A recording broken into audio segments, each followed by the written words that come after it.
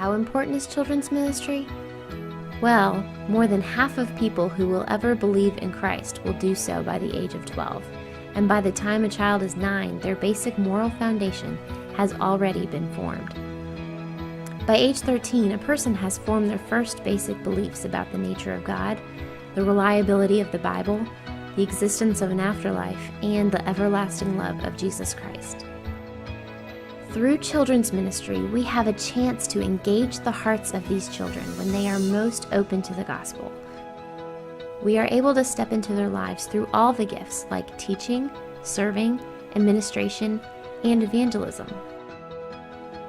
You could get a chance to share the gospel with a child for the first time in his or her life, or help them form their first thoughts of who God is. Please know we don't want this to be an obligation. We want this to be a pleasure. We want you to volunteer because you want to help your church raise its children as you raise your own. By helping us in children's ministry in any capacity, you help them see that Jesus is real.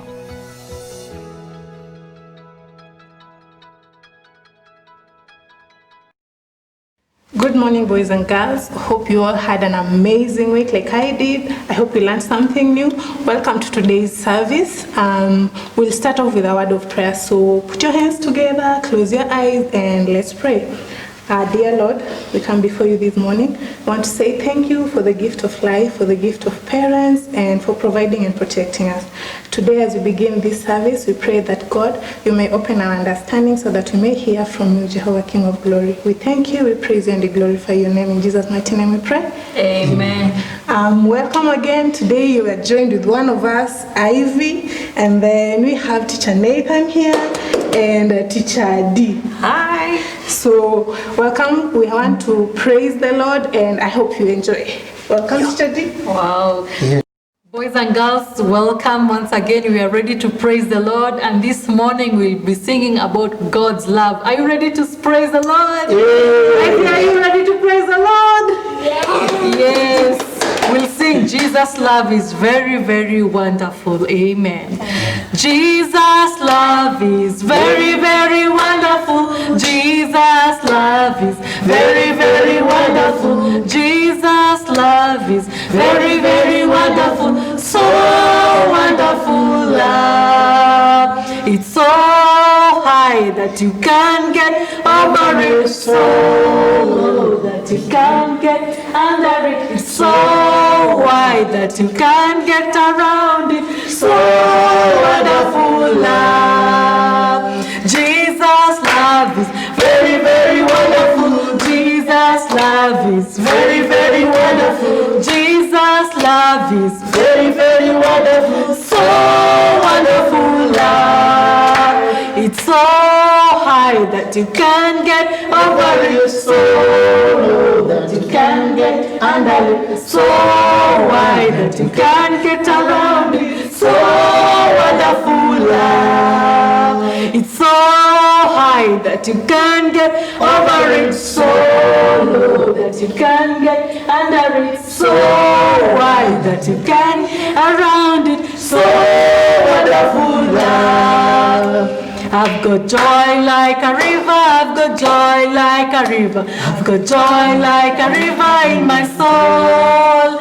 I've got joy like a river, I've got joy like a river, I've got joy like a river in my soul. I've got peace like a river, I've got peace like a river, I've got peace like a river in my soul. I've got peace like a river, I've got peace like a river, I've got peace like a river in my soul. I've got joy like a fountain, I've got joy like a fountain, I've got joy like a fountain in my soul. I've got joy like a fountain, I've got joy like a fountain, I've got joy like a fountain in my soul. I've got peace like a river, I've got peace like a river, I've got peace like a river in my soul. I've got peace like a river, I've got peace like a river, I've got peace like a river in my soul. Jesus loves me, this I know, for the Bible tells me so. Little ones to him belong. They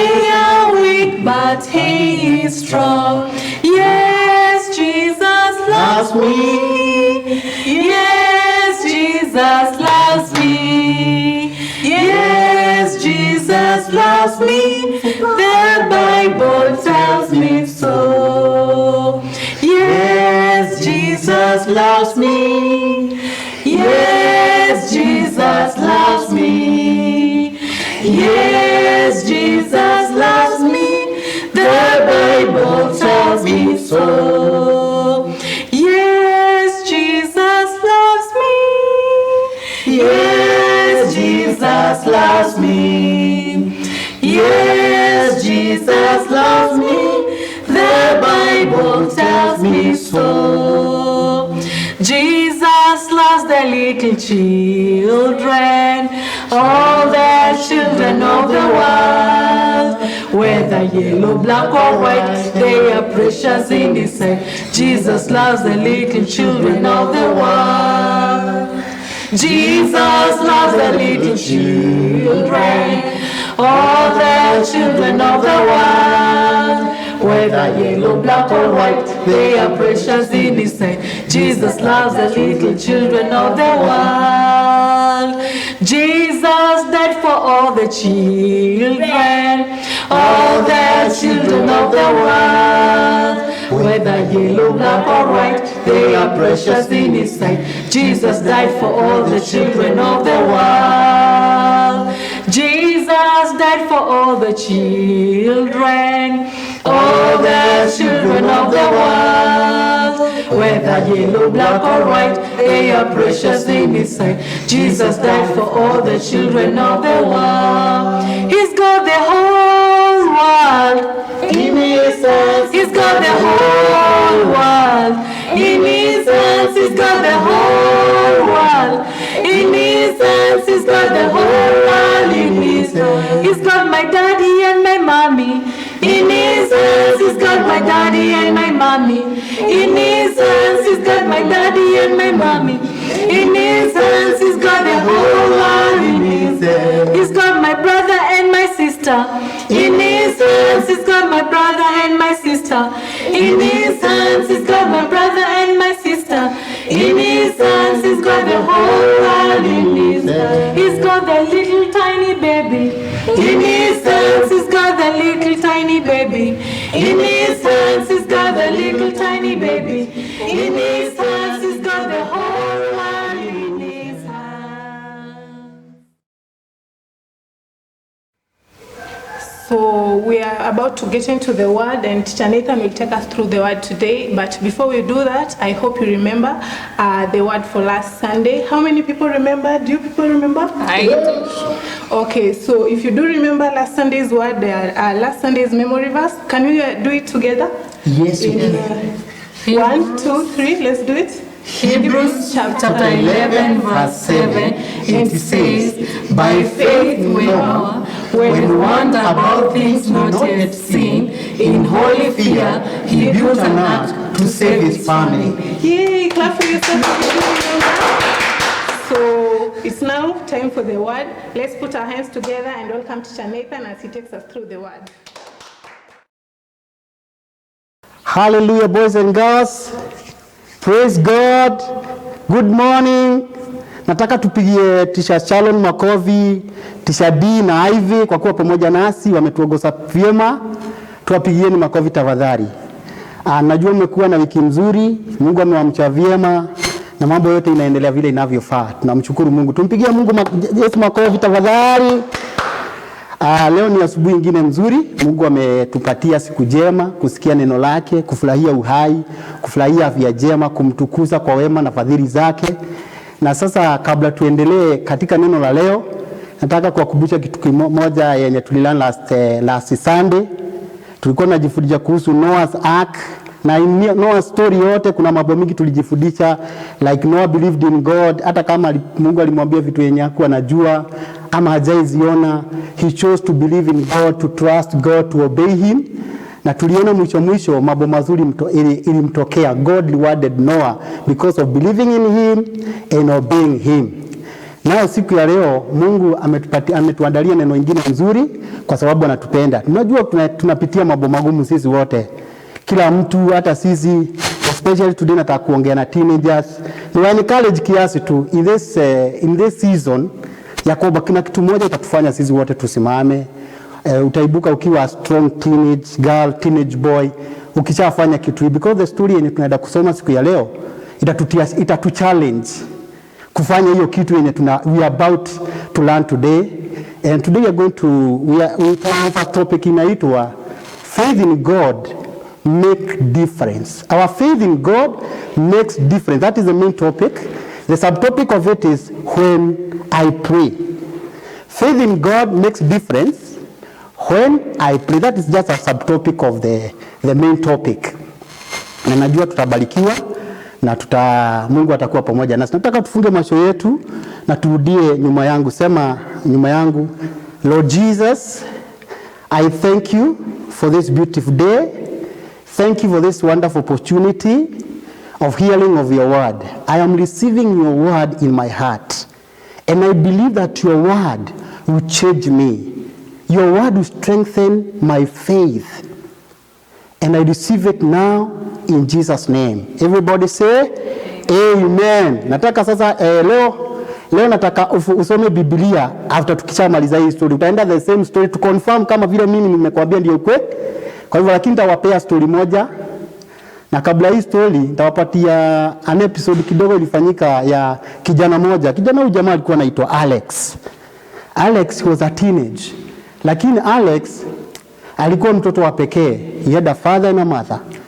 Mama yake walifanya harusi mzuri, ilikuwa inafana na Alex alikufurahia sana. Mungu alikuwa wazazi wake walikuwa wanampatia story vile harusi yao ilikuwa, na Alex akafurahia sana na akasikia na God mzuri, hata yeye angetaka hivyo. Lakini the process of time wazazi wake wakaanza, this is normal actually guys. Wazazi wake wakaanza kuwa kuna vitu mbili hawasikizani. Alex akaanza kunotice mama na dada waongeleshani. Kuna vina wakati wameongeleshana ni kupigania makelele, ikamstress Alex baya mbofu. Lakini Alex akashia hiyo na his pastor wa hiyo church yao. Akamwambia zile vitu anapitia. Alex alikuwa hurt, alikuwa na feel lonely, alikuwa na feel devastated. Ile unasikia kama umefika mwisho, hutaki kitu kingine, kama unataka tu uende. Lakini vile mwalimu akamwambia Alex, this is normal. But kuna kitu tunaweza fanya ku change the situation. Alex akamwambia mwalimu wake akamwambia Alex, please let us pray and trust God that God will do something concerning this issue. Alex wakaachana na mwalimu. Akienda nyumbani akaanza kujiongelesha. Sasa ticha naye ananiambia mambo gani bana?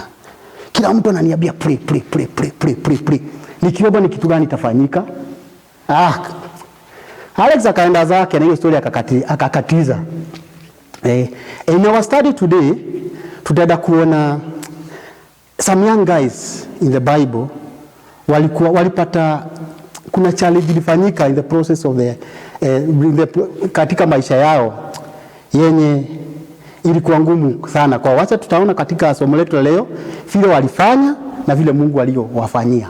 Na tutafungua in the book of the story is nitawalezea, nitanarrate the story, then at your own time uchukue Bible usome hiyo Daniel chapter 2 from verse 1, the whole of it, na mtaona the story vile ilikuwa. Na this is during the time of King Nebuchadnezzar.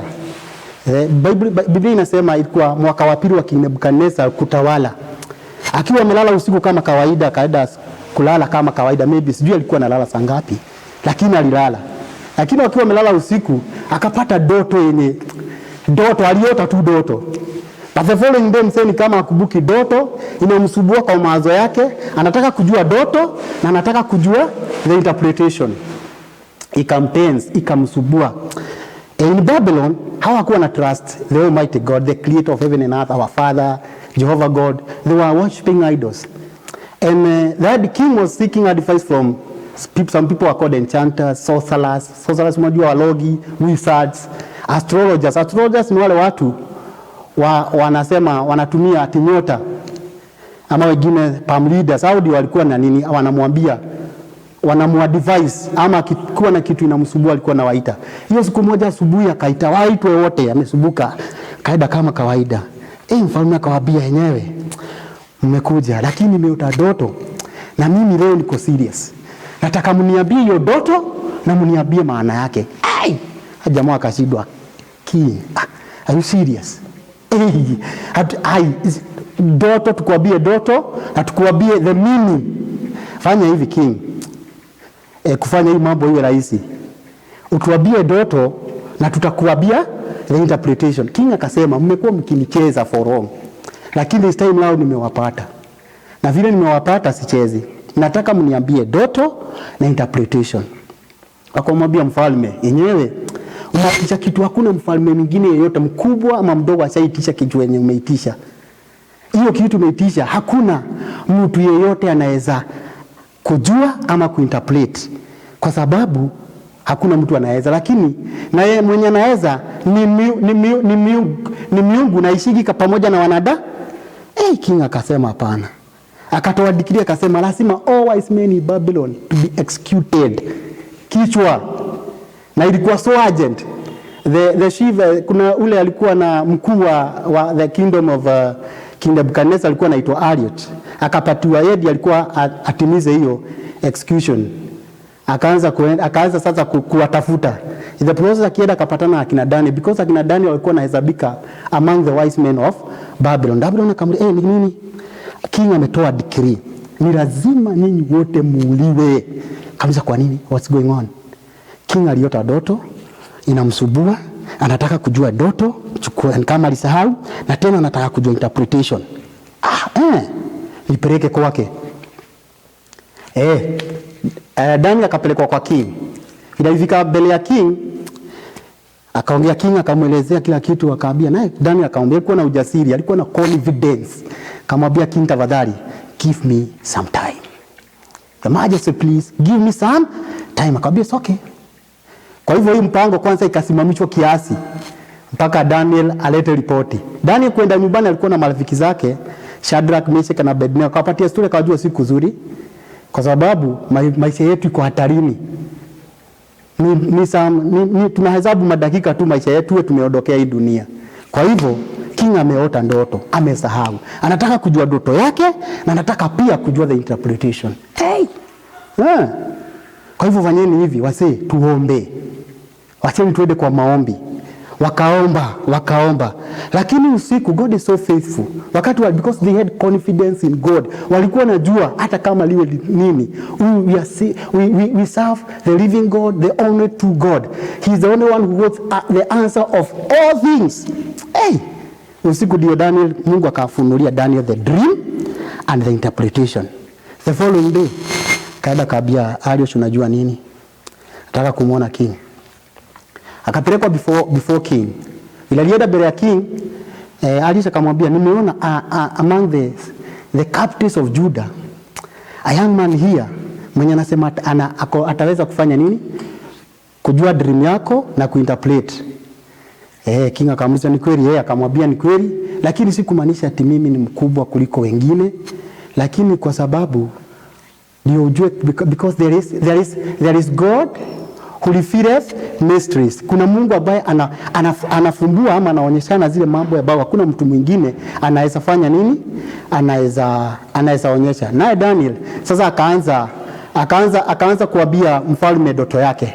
Na katika hiyo doto niko na picha hapa, nataka kuitumia kama kielelezo cha ile doto Daniel aliota na interpretation yake. Na hope kila msee anaona. Wacha tuilete hapa karibu.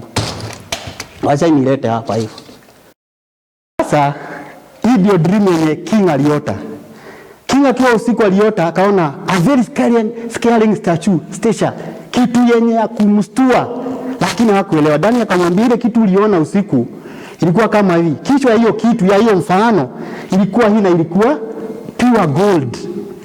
Alafu mikono yake na chest ilikuwa silver. Alafu the belly and thigh ilikuwa bronze. Alafu nayo the legs ilikuwa iron. Then the feet ilikuwa partly iron and partly clay. Najua kila mtu ameona hivyo. Ilikuwa Mungu alikuwa anataka kuonyesha Nebuchadnezzar about the kingdoms zenye zitakuja baada ya kufanya nini? Baada ya Nebuchadnezzar. Kwa fact hata tunaposoma ya leo, the image haijakamilika kabisa. Bado tuko tuko the part of that image. Maybe sisi ndio tuko hapa, maybe tuko hapa hivi. Lakini hiyo ni somo ya siku nyingine. Sasa pure gold ilikuwa na Mungu akamwambia this pure gold inasimamia Babylon, because Babylon it was a wealth kingdom. The king Nebuchadnezzar, he was the most powerful king. Ndio alipatiwa mfano wa pure gold. Baada yako the chest and the arms ilikuwa silver, hiyo ilikuwa Medo-Persia. Medo-Persia ni ile ufalme yenye ilirudi ili overthrow the kingdom of Babylon. Then after the Medo-Persia ikakuja Greece, ndio tunaita bronze, berry and thigh huku. Then hii miguu iron ilikuwa the kingdom of Rome, Roman kingdom. Then hii zingine kulikuwa kuja after Roman kingdom zingine 10 smaller and weaker kingdoms. That's why I say that is the reason for another day. Lakini hii ndio mfano yenye King Nebuchadnezzar alikuwa ameota vile ilivyo, na Daniel akamwelezea maana yake, na alafu akamwelezea ni Mungu anafanya hivyo because he is the only one who is able to reveal the mysteries. Mfalme akafurahia sana mpaka akakuja kutolea Daniel sacrifice. Alafu akaabudu mbinguni pa Daniel, akamwambia Mungu wako ni Mungu wa miungu. He is the Lord of the kings and God of gods, the revealer of mysteries. Hakuna Mungu mwingine anaweza fanya nini? Na because the king had promised, yeyote ataweza atakuwa rewarded greatly. Daniel akapatiwa vipawa, many gifts, akapatiwa cheo. Then after that Daniel akaenda akaongea na king, akamwambia have some 3 friends yenye tuko timu moja, na wakapatiwa cheo na wakafanywa wakubwa some provinces in Babylon. Praise God, tuko pamoja. Then bado haijaisha, alafu akaonyeshwa after these kingdoms kutakuwa na jiwe kubwa. Na hiyo jiwe Daniel alimwambia mfalme, wewe uliona kwa ndoto yako, ile jiwe uliona imekatwa na mkono, lakini si mkono wa mwanadamu. Ikakuja ikacrash all this image into dust. Then hiyo kingdom ikajaa the whole world na ikaanza kutawala.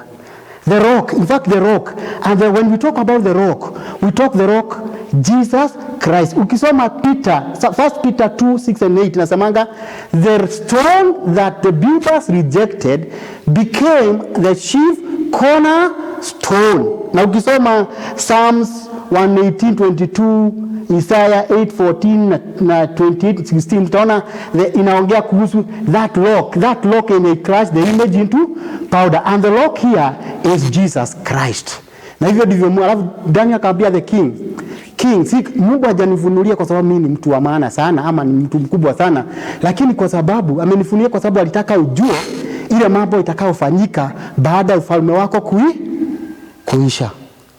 So kitu moja tunaona hapa, our main lesson our faith in God makes difference when we pray. When I pray, that confidence, because ni confidence ilipata, walijua kusema ukweli it's a matter of life and death.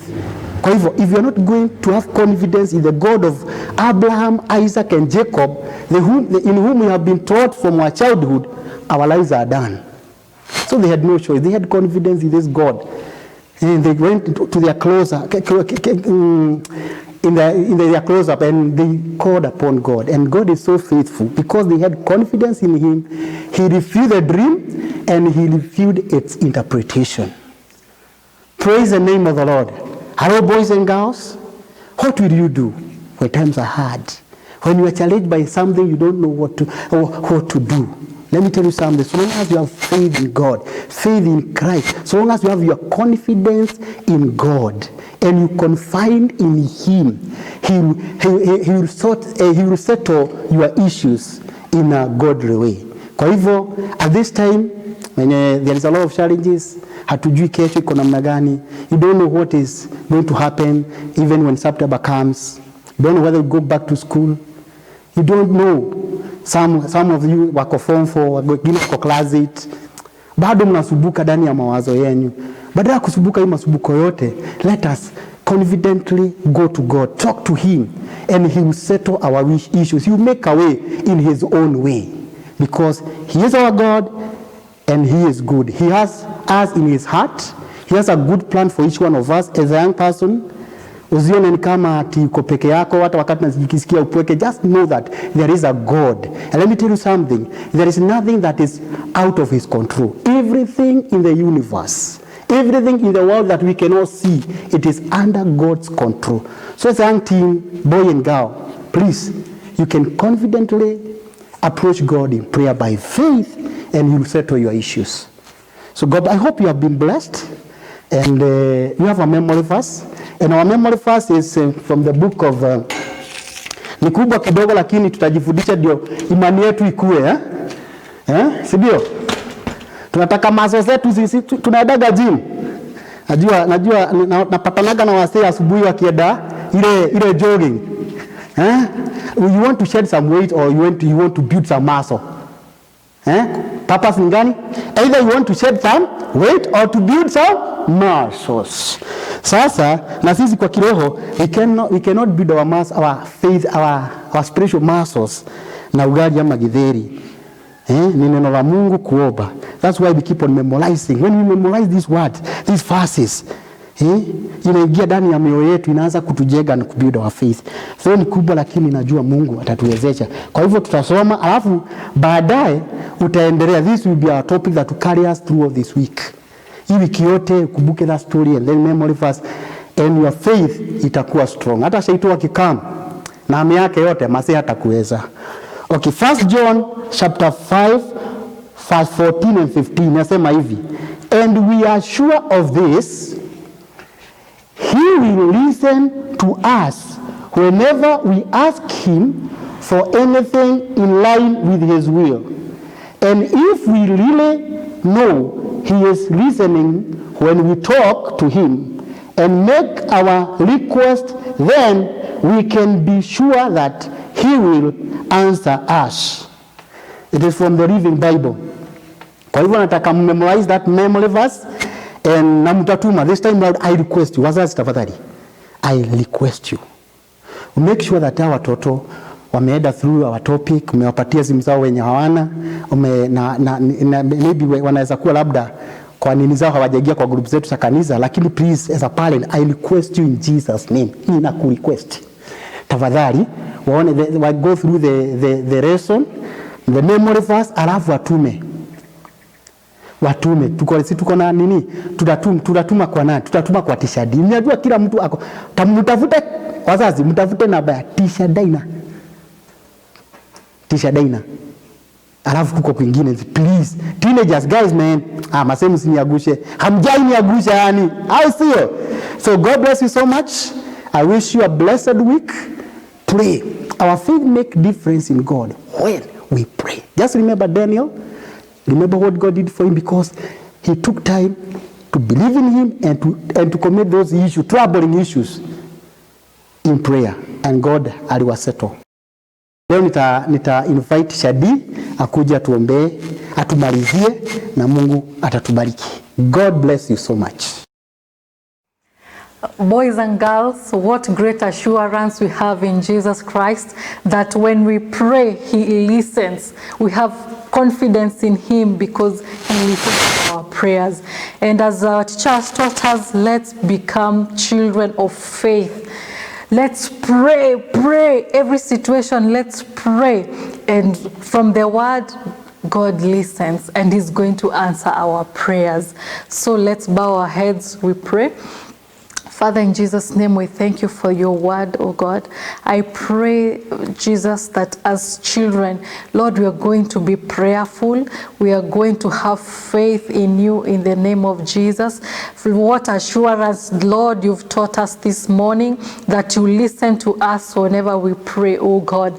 Help us, Lord, to bring all our issues in prayer, all our burdens, all our everything that, Lord, we are going through and we trust upon you for. Help us, Lord, to always go before you, before anyone else in prayer, oh God. We commit our lives to you, oh God. Father, that you may lead us, you may be with us through the week, protect us, oh God. Father, those who are at home, who are feeling down, may you come through for them. I pray for a lifting. I pray, Father, for the sick, that, Lord, you're going to heal them in the mighty name of Jesus. Father, I pray that you may provide needs of your children in a mighty way in the name of Jesus. Above all, Lord, be lifted high in the name of Jesus. If you are there and you want to give your life to Jesus, please make this prayer after me. Lord Jesus, I come before you this morning. I know that I'm a sinner. I welcome you into my life. Forgive me of my sins, oh God. Father, I pray that you may cleanse me. And this morning, I am a child of God in the mighty name of Jesus. Lord, we thank you for everyone who has believed with us. They want to give their lives to you. Father, I pray that you may change their lives around in the name of Jesus. We thank you, Father, that each and every child, our teenagers, they are going to stand in your word and in faith in the name of Jesus. That our children are not going to get lost in the world in the name of Jesus. They are going to trust in you. They are going to live for you all their days of their lives. We thank you and we bless you in Jesus' mighty name. Amen. And now may the grace of our Lord Jesus Christ and the love of God and the fellowship of the Holy Spirit be with us now and forevermore. Amen. Amen. Be blessed.